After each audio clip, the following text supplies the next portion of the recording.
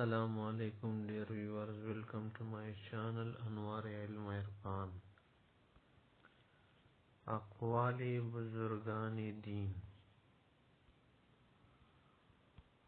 بزرگان دین کی جو اقوال ہوتے ہیں کبھی کبھی وہ بھی آپ کے ساتھ شیئر کریں گے. ایک مشہور بزرگ ابراہیم بن ادہم رحمت اللہ علیہ.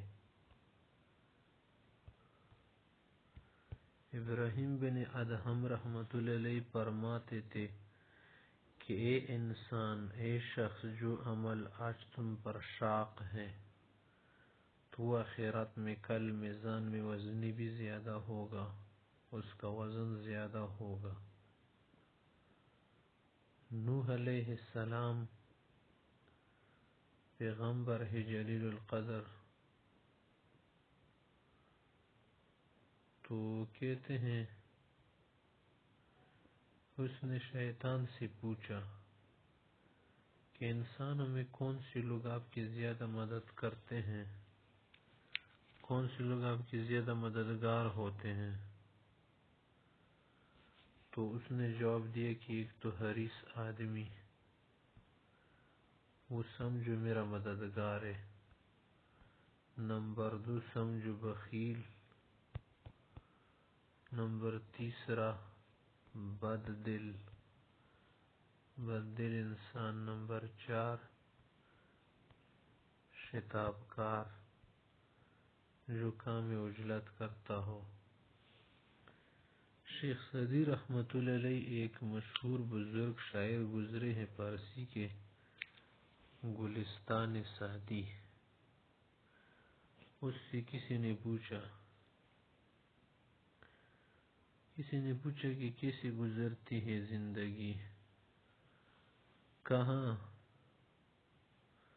کہ منہ تو نعمت کھانے میں ہے اور زبان شکایت کرنے میں لگی ہے.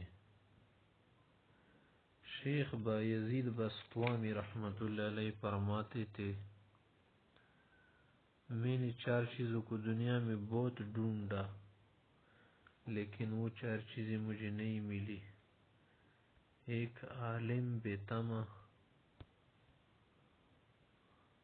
اکثر ایسا ہوتا ہے. نمبر 2 یار موافق دوست بہت کم ملتے ہیں، جو آپ کے ساتھ موافقت کرے.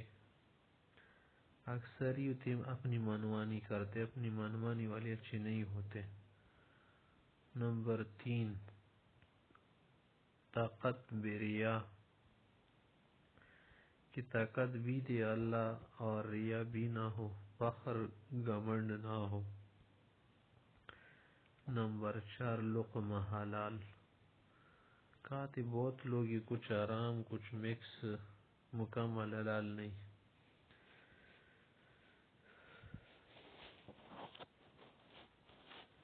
سفیان ثوری رحمت اللہ علیہ کو آپ جانتے ہوں گے، بڑے ہوشیار تھے اور صاحب علم تھے.